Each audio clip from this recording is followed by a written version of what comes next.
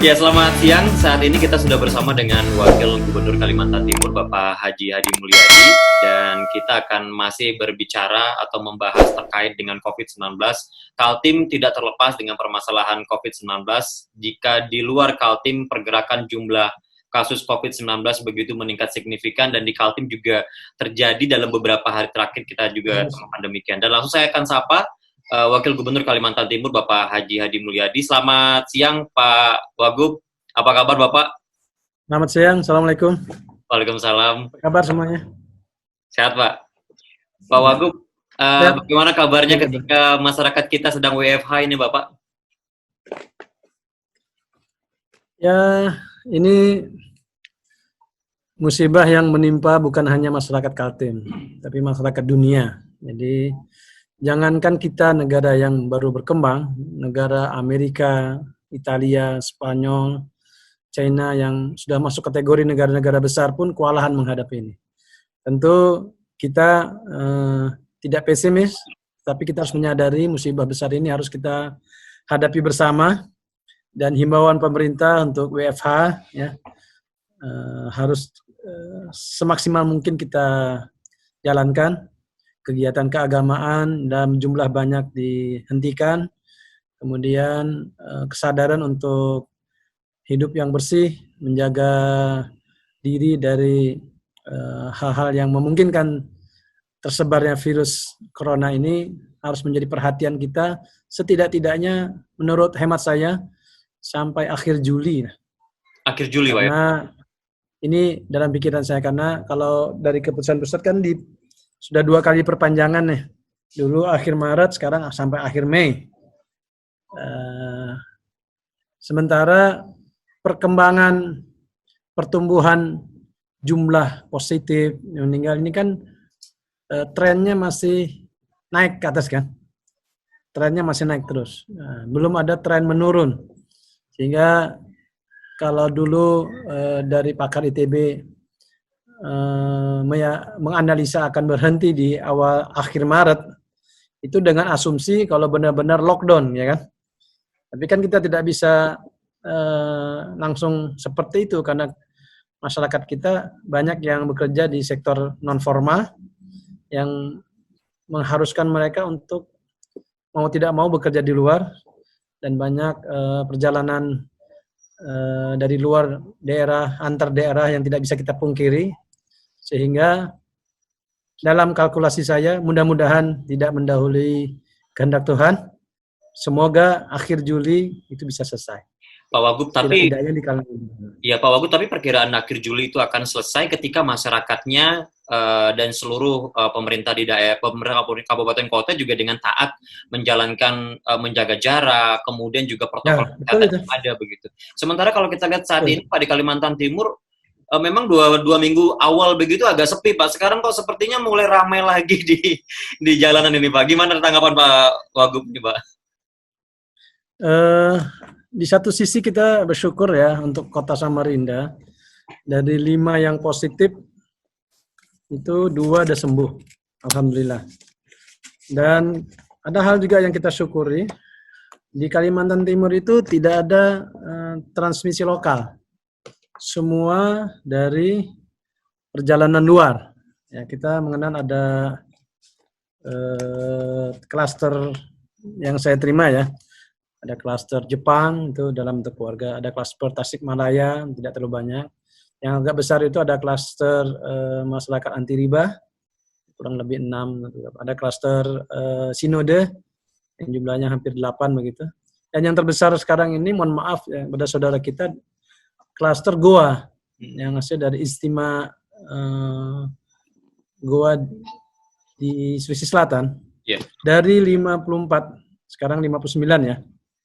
Dari 54 yang terpapar, yang positif itu, kemarin waktu 54 itu 21 klaster Goa. Sekarang tambah lagi 4, saya belum cek ini aninya. Belum cek, kalau nggak salah juga tambahan dari situ. Ya, tambahan. Dengan demikian maka saya sudah berusaha maksimal, dan alhamdulillah sebenarnya tokoh-tokoh agama, MUI Samarinda, MUI Provinsi, dan MUI Kabupaten Kota semua sepakat untuk seluruh kegiatan keagamaan, agama apapun, Islam, Kristen, Katolik, Hindu, Buddha, untuk menghentikan kegiatan dalam jumlah banyak. Dan beberapa masjid sudah 3 kali atau 4 kali sudah tidak melaksanakan sholat Jumat, dan ini bukan melarang tetapi berpindah jadi sholatnya. Dan dalam ajaran Islam sesungguhnya itu ada kaidah yang mengatur itu, untuk dalam situasi yang seperti ini boleh tidak sholat Jumat mengganti sholat zuhur. Dan ini sudah difatwakan mulai dari MUI pusat, MUI provinsi, juga MUI kabupaten kota, yang kita percaya mereka punya kapasitas untuk mengeluarkan fatwa. Dan kita khususnya yang beragama Islam seyogyanya mematuhi aturan itu. Walaupun kita sayangkan, saya kan juga pantau di beberapa tempat masih melaksanakan. Ya. Masalahnya ini yang kita hadapi kan virus yang tidak terlihat oleh mata kita. Iya. Jadi jangan menggampangkan gitu. Karena seperti yang beredar di terakhir ya, beredar di WA itu apa yang terjadi di Ekuador misalkan. Itu ketika masyarakat tidak patuh, kejadiannya udah mau menanam mayat ke kuburan saja antri, bayangkan saking dahsyatnya suasananya itu. Ya tentu kita tidak menginginkan hal itu terjadi, makanya kita menghimbau, saya atas nama pribadi, atas nama pemerintah provinsi, menghimbau kepada masyarakat untuk kita bekerja sama membantu masyarakat, membantu pemerintah dengan cara lebih banyak di rumah. Ya.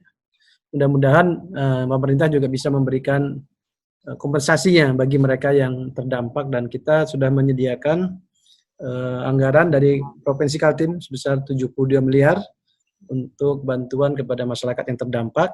Dan kita juga dapat bantuan kemarin 100 KK per orang, itu dapat 600.000 per bulan bantuan dari Kementerian Sosial, 100.000 KK untuk Kalimantan Timur. Itu nanti juga digabung dengan dana kabupaten kota supaya tidak tumpang tindih. Mungkin ada yang di kabupaten kota, ada juga dari dana desa dan dana provinsi. Nah, dengan 4 sumber dana ini harapan kita bisa terakomodir kebutuhan masyarakat. Ya, Pak Wagub, terkait dengan hal tersebut juga Pak, bantuan dari pemerintah provinsi, yang saya ingin tanyakan juga secara spesifikasi, bagaimana mekanisme bantuan yang diberikan ini Pak?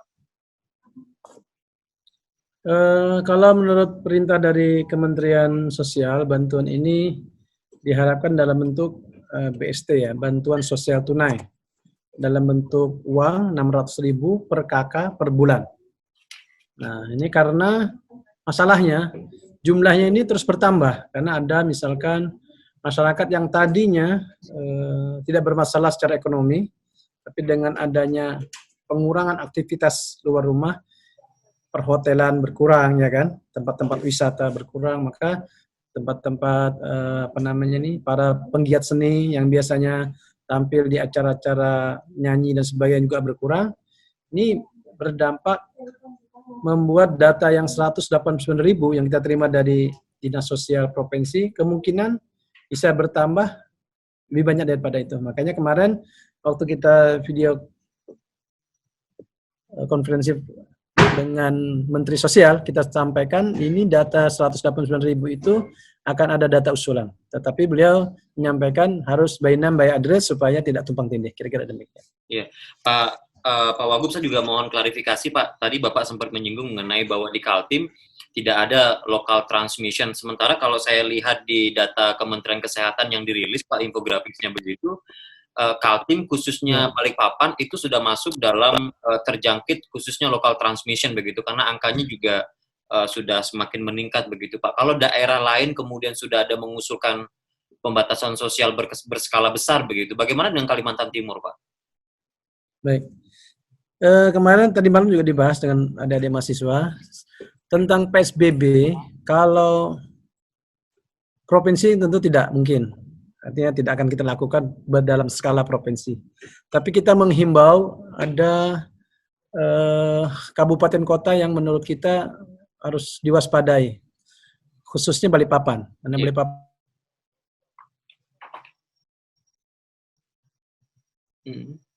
itu dalam catatan kita itu hampir semua dari perjalanan dari luar, Mas. Jadi tidak ada yang ketika dia berada di rumah kemudian menyebar dari tempat itu. Ini semua dari luar. Jadi kita katakan tidak ada lokal transmission itu karena ini 22-nya hampir semua. Jadi saya katakan ada 3 perjalanan yang dari Tasikmalaya. Itu tercluster di situ dan itu dirawat semua. Yang dari Jepang, kemudian yang kalau dari KPU itu sembuh semua sudah. Kemudian dari Sinode, Bogor, kemudian masyarakat Riba, dan yang 6 itu yang agak besar adalah dari Goa. Nah ini semua tercluster. Dengan demikian kita tidak, tapi kan seperti saya katakan tadi, ini kan tidak kasat mata ya. Yeah. Walaupun secara data itu tercluster, tapi karena jumlahnya di Balikpapan itu banyak, maka ini akan kita menjadi perhatian serius. Karena ada 2 syarat di situ. Syarat yang diminta, menjadi syarat dari Kementerian Kesehatan itu pertama jumlah kematian yang begitu cepat banyak, yang kedua penyebarannya yang cepat signifikan. Nah, kalau kita lihat perkembangan dari 18 Maret, kan pertama kali itu 18 Maret ya, 1 Samarinda. Terus sampai sekarang 20 April, Kalimantan Timur, apalagi kalau kita spesifikkan berdasarkan kota, pertumbuhannya itu tidak masuk kategori cepat secara signifikan. Tetapi saya secara pribadi menyarankan setidak-tidaknya Balikpapan dijadikan salah satu. Kalau PPU itu dari 11 orang, itu satu klaster semua, klaster Goa. Jadi klaster Goa. Jadi itu semua yang dari Goa, 11 orang full, dari pertama 4, kemudian 7. Nah itu bisa kita klasterkan dan keluarganya juga nanti sudah didata untuk tidak banyak kemana-mana. Karena keluarganya masuk nanti ODP. Jadi karena keluarganya sudah ketemu dan tentunya masuk ODP, bahkan sebagian masuk PDP. Nah ini usulan PSBB ini yang mungkin untuk sementara itu bisa kita usulkan Balikpapan. Kira-kira menurut hemat saya. Tapi sudah ada upaya untuk pengusulan Pak saat ini atau memang baru? Belum Pak. Belum ada. Ini baru ada usulan. Tapi saya pribadi mungkin kita akan koordinasikan. Besok saya akan ada rapat dengan Kabinda. Salah satu yang akan kita usulkan adalah Balikpapan. Pak Wagub, begini juga Pak, terkait dengan jumlah kasus yang menjadi temuan di Kalimantan Timur, banyak yang kemudian menghubungkan terkait dengan Kaltim yang sampel swab-nya itu memang harus sampai saat ini masih harus dikirim ke BBLK di Surabaya, begitu belum langsung di Kalimantan Timur, sehingga ada jeda waktu untuk melakukan diagnosa begitu Pak dari tim medis begitu. Apakah ini juga sudah diantisipasi begitu? Siapa tahu banyak yang memperkirakan jangan-jangan di Kaltim lebih besar daripada itu, karena kalau kita melihat data ada lebih dari 100 yang saat ini masih menunggu proses hasil uji swab-nya itu keluar yang PDP itu Pak Wagub. Ini masalah tersendiri memang karena kan kita tidak menyangka ya kejadiannya seperti ini, sehingga memang kita tidak menyiapkan lab untuk itu, dan usulannya sudah disampaikan dan Kementerian Kesehatan memang belum alatnya memang itu terbatas alat itu. Tapi berita terakhir itu saya dengar Rumah Sakit Wapsarani yang akan dijadikan lab untuk itu. Tapi sampai sekarang nanti akan saya tanyakan nanti ke Dinas Kesehatan. Sampai sekarang belum ada tindak lanjutnya. Usulan sudah kita sampaikan. Tetapi dari data yang kita kumpul, ini kan masalah yang masih menunggu ini kan kurang lebih 173 kan negatif ya. Kalau yang TPK, kasus jumlah dari 352 itu ya. 131 kalau nggak salah berdasarkan rilis kemarin Pak ya. 131 PDP yang masih menunggu proses. Ya, 131. Ya. Ini memang data yang kita terima tidak cepat ya, Tapi 131 ini kan semua PDP, artinya mereka dalam isolasi, gitu. Karena dia PDP, mereka dalam isolasi yang istilahnya yang standar, walaupun sempat ada kejadian satu yang pulang tapi sudah kembali lagi. Ini semua dalam, yang namanya PDP semua dalam keadaan isolasi. Dan alhamdulillah dari 130, kan kalau yang PDP kan 364 ya total. Itu semua tertampung dengan baik. Kita pun mengantisipasi kalau terjadi outbreak misalkan, ada kurang lebih 2.000 tempat tidur yang disediakan di seluruh rumah sakit rujukan, totalnya 2.000 lebih. Dan ini ya usaha maksimal lah yang bisa kita lakukan. Dan alhamdulillah dari 59 itu kan satu yang meninggal. Karena memang umurnya juga cukup tua, kemudian dalam perjalanan yang jauh di Banjarmasin ke Goa, balik lagi ke Banjarmasin, tiba di Balikpapan, dia sakit kan begitu ceritanya. Dan meninggal di Balikpapan, jadi orang Kalimantan Selatan. Saya secara pribadi melihat apa yang dilakukan oleh teman-teman di rumah sakit maupun di dinas kesehatan ini sudah cukup maksimal. Cuman memang satu kendala yang perlu kita atasi nanti adalah masalah lab untuk alat ujinya. Ya, mudah-mudahan nanti dalam waktu yang singkat bisa kita realisasikan gitu, Mas. Iya, baik Pak Wagub. Itu artinya kalau masalah lab juga kan memang diinfokan di pusat juga akan diberikan bantuan PCR untuk di Kalimantan Timur, Pak ya. Tapi selain dengan hal tersebut terkait dengan alat lab begitu, Pak, saya ingin juga menanyakan kepada Bapak terkait dengan bagaimana support yang diberikan oleh pemerintah provinsi terhadap seluruh tenaga medis yang posisinya sekarang kan tidak hanya di rumah sakit rujukan COVID, Pak ya. Kalau kita melihat perjalanan kemarin ada beberapa kasus yang positif, ternyata kan sempat juga dirawat sementara di rumah sakit yang bukan rujukan COVID begitu. Nah, saya ingin meminta tanggapan dari Pak Wagub terkait dengan bagaimana support pemerintah provinsi terhadap seluruh tenaga medis yang sekarang tengah berjuang begitu, Pak. Ya. Pertama, tentu support dana ya. Kemarin kita sudah menganggarkan 388 miliar dan itu boleh dikatakan 75% untuk penanganan COVID-19 ini. Dan kita juga menghimbau kabupaten kota untuk mengalokasikan dana untuk itu. Dan kita telah memerintahkan untuk melakukan pemotongan anggaran perjalanan dinas, anggaran yang dianggap tidak perlu sebesar 50% pada seluruh aktivitas OPD, dan pemotongan anggaran itu kita harapkan nanti kemudian digunakan untuk itu. Kalau kasus kemarin itu memang itu kan tidak sengaja ya, yang bersangkutan, yang khususnya yang di Jawa Timur tidak sengaja ke sebuah rumah sakit karena dia tidak tahu kalau dia positif kan. Kita diperiksa dan oleh rumah sakit dilihat ada gejala-gejala COVID, dia kemudian dirujuk ke Bontang, akhirnya ternyata positif. Nah, inilah karena proses karena positif rumah sakit tuh akhirnya ditutup karena memang rumah sakit kecil ya, mau tidak mau. Nah, makanya kita juga menghimbau kepada seluruh masyarakat yang kan saya kira udah beredar ini di sosmed.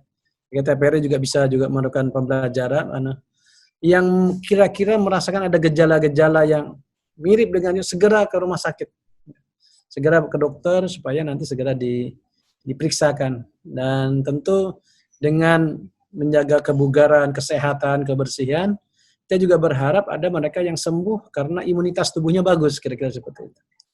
Nah, ini penting juga edukasi kepada masyarakat supaya kalau sudah ada gejala, nah saya menghimbau dalam kesempatan ini kan teman-teman saudara-saudara kami dari klaster Goa ya, ini kan seperti saya katakan tadi, saya belum cek yang 59. Waktu 54, mereka ada 21 yang positif. Waktu yang 54, yang 5 ini tadi saya karena sibuk kemarin tidak sempat buka. Yeah.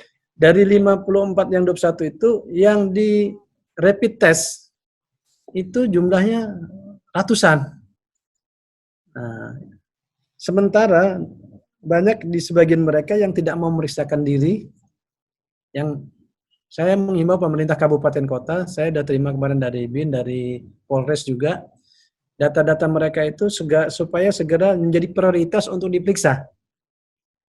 Diperiksa karena dari 21 orang itu kan ada yang di Kubar itu kan juga positif klaster Goa. Yang dari PPU juga klaster Goa, yang di Berau juga ada klaster Goa.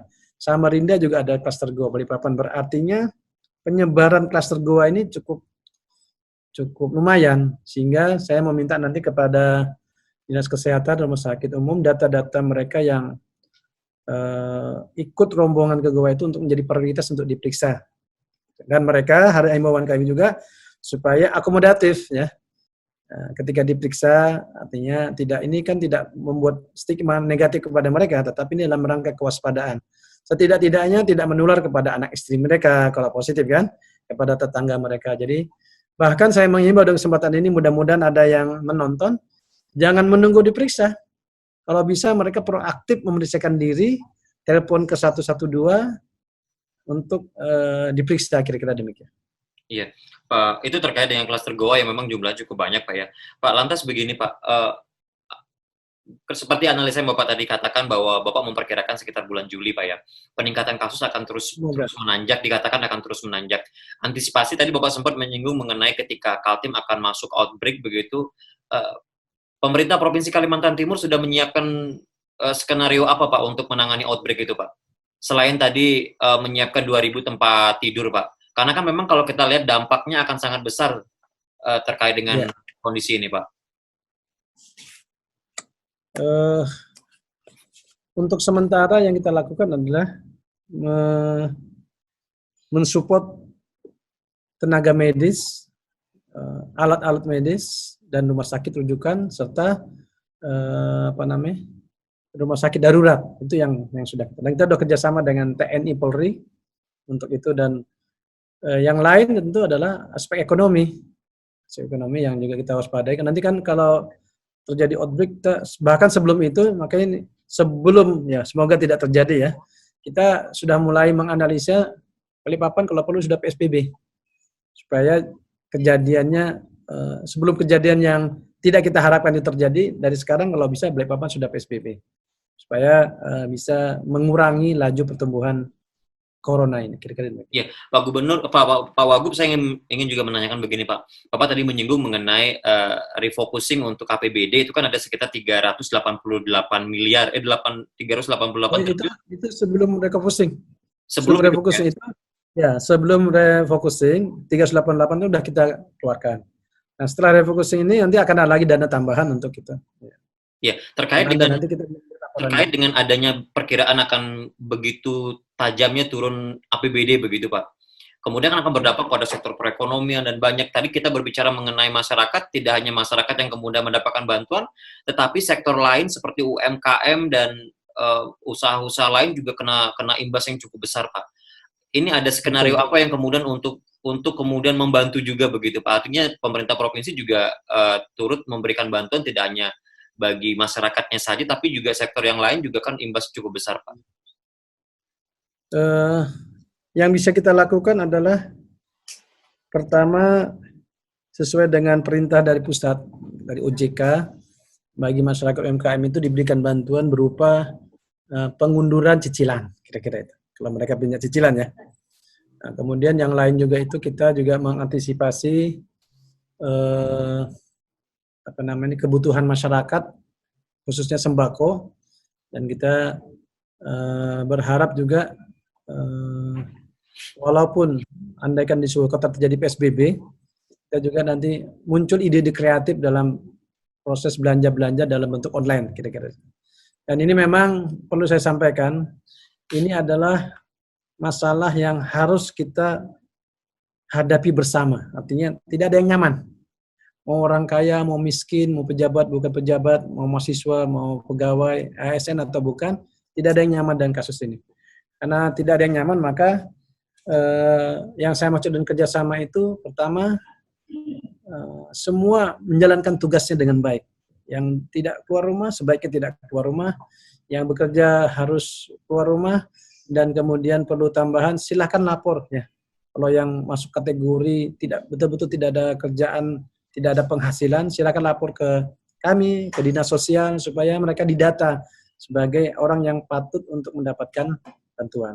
Dan satu lagi terakhir maksudnya dalam konteks ini, saya menghimbau kepada perusahaan-perusahaan besar ya, yang bekerja di Kalimantan Timur untuk membantu juga, membantu pemerintah, membantu masyarakat. Kemarin saya menghadiri dapur umum yang dikelola oleh Tagana Samarinda bekerja sama dengan Polresta Samarinda dan Kodim. Alhamdulillah itu sudah 3 hari berjalan. Mudah-mudahan itu bisa sedikitnya meringankan beban masyarakat, karena mereka langsung dengan Babinsa dan dengan polisi di kecamatan, Polres dan sebagainya, langsung door to door mengantarkan nasi bungkus setiap hari dibuat 1.000. Nah, mudah-mudahan ini bisa diikuti juga Balikpapan, ya. Dan kemarin saya juga secara pribadi memberikan tambahan bantuan, ya, bisa lah untuk cukup sampai 3 hari. Dan mereka niatnya sampai awal Ramadan, tapi kalau situasi masih memburuk, kata mereka, Berlanjut. teman-teman TNI Polri, saya cuma terima kasih, mereka kan siap sampai 1 bulan katanya. Yang penting donaturnya ada. Gitu. Makanya dalam kesempatan ini Mas Mada bisa menghimbau pada perusahaan-perusahaan yang dapur-dapur umum yang dibentuk oleh TNI Polri, mudah-mudahan bisa dibentuk seluruh kabupaten kota, itu bisa disupport oleh pengusaha-pengusaha besar.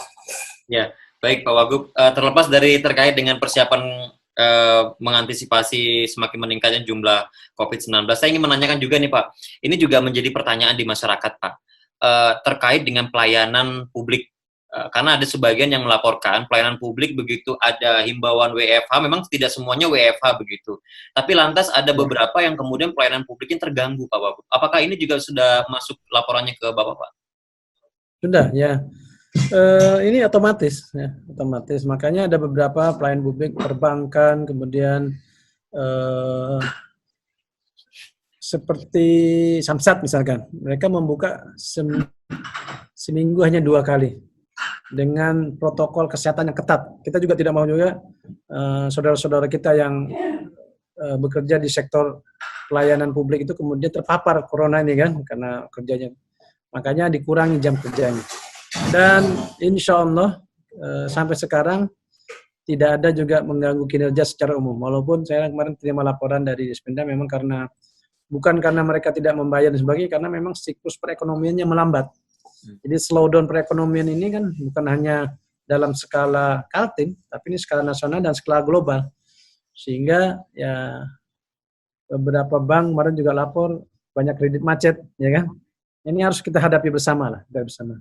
Jadi jangan pihak perbankan juga harus berlapang dada untuk memberikan rescheduling terhadap cicilan, termasuk Samsat juga memberikan waktu yang cukup bagi masyarakat untuk recovery perekonomian ini.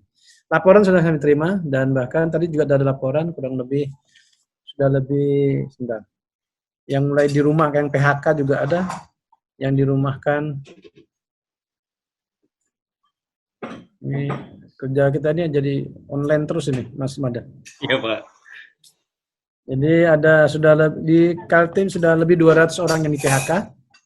Ini data yang masih data. Dan hampir 5.000 yang sudah dirumahkan. Tidak di PHK tapi pekerjaannya off ya. Ini kan termasuk pengangguran juga akhirnya kan gitu ya. Berarti paling tidak kalau dari 189.000 data kemarin yang kami laporkan ke Kementerian Sosial, ini setidak-tidaknya dalam hari ini ada tambahan kurang lebih 5.000 lagi. Sama 5.000 lagi dengan di PHK dan dirumahkan ini. Baik sekali Pak ya. Ya, Pak Wagub, ini mungkin sudah hampir masuk ke pertanyaan saya yang hampir masuk ke terakhir begitu Pak, hampir masuk ke terakhir. Di tengah persiapan, di tengah kesibukan Bapak selalu melakukan video conference karena semuanya menggunakan online begitu Pak. Saya masih mendapatkan Bapak bisa share tentang puisi menjelang Ramadan, kemudian juga pantun-pantun Bapak begitu Pak. Masyarakat Bapak dari mana? ada di salah satu grup WA dan juga di media sosial saya dapatkan Mas ya Pak. Bapak ada gimana Pak? Video lama Mas. Video lama yang di-share kembali. Pak, Bapak menghibur lah. Iya. Ada tips khusus nggak dari Wakil Gubernur Kalimantan Timur untuk masyarakat kita Pak? Karena memang ternyata WFH itu bukan kebiasaan kita. Ketika masyarakat diminta WFH, walaupun dikatakan harus produktif, tetap saja berbeda Pak. Kemudian setelah 2 minggu masih di rumah Pak. Setelah 2 minggu sekarang sudah mulai banyak yang keluar begitu. Ada tips khusus nggak dari Wakil Gubernur Kalimantan Timur untuk benar-benar bisa produktif melakukan WFH ini Pak? Saya kira nanti masing-masing orang berbeda-beda ya. Tapi ketika WFH ini terjadi, pertama manfaatkan untuk banyak-banyak istirahat. Ya, tidurnya diperbanyak lah. Ya, yang kedua mungkin untuk menghibur diri, silakan cari hiburan dalam pengertian nonton yang bermanfaat kan. Sekarang film-film yang bermanfaat juga banyak bisa dijadikan. Yang ketiga, yang suka baca, perbanyak membaca buku. Yang suka berkarya, saya alhamdulillah agak rajin olahraga. Ya, olahraga satu kali, ya, dalam bulan April ini sudah hampir 10 kali saya olahraga Tenis dengan meja, jarak tenis meja. tempuh. Enggak, kalau itu kan berkumpul orang banyak, pas saya stop dulu Banyak. sementara. Nah, karena kalau tenis meja saya buka, kadang-kadang datang lebih dari 10, jadinya sekali aja saya adakan, saya tutup lagi. Karena tidak sesuai dengan anjuran. Saya jogging aja sama istri, jogging di Taman Samarinda, kan tidak pakai masker, atau saya treadmill dengan total sekali jalan itu 6 kilo, jadi kurang lebih 1 jam. Itu cukup sehat. Ada jamu khusus nggak, Pak? Dan saya kira memang, ya, Ada jamu khusus nggak untuk jaga enggak. fit begitu? Oh iya, harus madu ya. Saya kalau menghimbau ini nanti kan repot juga ya, nanti Bapak ada madu punya kan. Jadi gini, apa yang bisa dimakan dimakan. Apa yang bisa diminum yang positif. Alternatifnya madu, kurma, vitamin C, buah-buahan. Apa yang ada? Apa yang ada saya manfaatkan untuk menjaga stamina. Dan alhamdulillah sampai sekarang Mas saya diberikan kesehatan oleh Allah. Mas Mada juga sama kru TVRI mudah sehat semua juga. Amin, Pak. Terima kasih, Pak. Ya, Pak Wagub, ini kan menjelang beberapa hari lagi sudah masuk di bulan suci Ramadan, Pak ya. Bapak ada himbauan kepada masyarakat terkait dengan ini, Pak? Ya. Pertama, atas nama pribadi dan atas nama pemerintah provinsi, saya ucapkan selamat menjalankan ibadah Ramadan 1441 Hijriah. Walaupun kita akan menghadapi suasana yang tidak seperti biasa, sholat tarawih di rumah, buka bersama keluarga. Kita berdoa mudah-mudahan hanya tahun ini. Kalaupun sampai akhir Ramadan, mudah-mudahan hanya tahun ini, tahun depan kita sudah bisa kembali sebagai seperti suasana biasa. Untuk itu saya menghimbau tetap bersabar, laksanakan ibadah Ramadan, ya nikmati apa yang ada. Dan ini sejarah dalam hidup. Ya. Bagi mereka yang biasa Ramadan, tarawihan, bahkan mungkin kan kita juga terima dari NU maupun dari Muhammadiyah tidak akan mengadakan sholat Idul Fitri. Mungkin bagi yang selalu sholat Idul Fitri, ya umat Islam saya kira kalau Idul Fitri kan pasti ya. Mungkin ini sejarah baru dalam hidup kita, tidak sholat Idul Fitri, tidak masalah. Yang penting kita bagi umat Islam kita sudah meniatkan diri untuk itu, dan kekhusyuan serta suasana khidmat Ramadan mudah-mudahan tidak terkurangi dan mudah-mudahan nanti Mas Mada kita nanti Zoom ya untuk berapa orang bisa nanti? Siap. Dalam rangka Ramadan nanti kita saling diskusi lah. Yang santai-santai aja, yang Iya. menghibur, jangan terlalu serius. Tapi untuk himbauan mudik ini gimana, Pak? Karena banyak juga masyarakat Kaltim itu berasal dari luar kan. Itu gimana, Pak, himbauan untuk? Saya kira kalau PNS sudah pastikan tidak dilarang. Ya, dilarang mudik. Dan saya menghimbau, karena ini kan sudah banyak daerah zona merahnya. Sulawesi Selatan sudah hampir 400 sudah jumlahnya. Maka di Jawa itu semua hampir Jawa Tengah, Jawa Timur, Jawa Barat, Banten, DKI semua kan juga zona merah. Saya menghimbau ya untuk tahun ini tidak ada salahnya kita untuk menahan diri. Untuk tidak pulang kampung lah. Uangnya disimpan untuk beli vitamin, beli obat, beli buah ya kira-kira. Uang untuk pulang kampung itu disimpan untuk makanan yang bergizi di rumah gitu kira-kira. Iya, Pak Wagub terakhir Pak, banyak masyarakat yang kangen dengan pantun atau puisi Bapak begitu, mungkin akhir ini ada koleksi pantun yang bisa keluar begitu Bapak? Pantun atau puisi ya? Boleh Pak, yang mana aja Pak, yang Bapak siap Pak, yang koleksinya ini bisa dikeluarkan saat ini. Belum sempat buat gitu. Pohon beringin lebat daunnya, buah mangga manis rasanya. Kalau ingin bebas corona, tetap di rumah.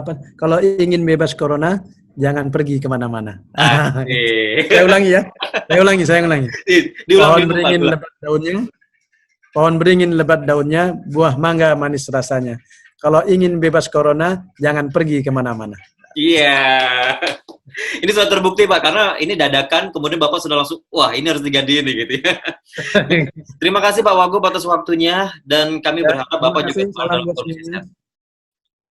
Sekali lagi terima kasih Pak Wagub. Nanti kami akan sebarkan informasi ini kepada masyarakat agar juga seluruh masyarakat dapat sama-sama saling support begitu. Sekali lagi terima kasih Pak Wagub. Selamat siang. Assalamualaikum Pak. Waalaikumsalam.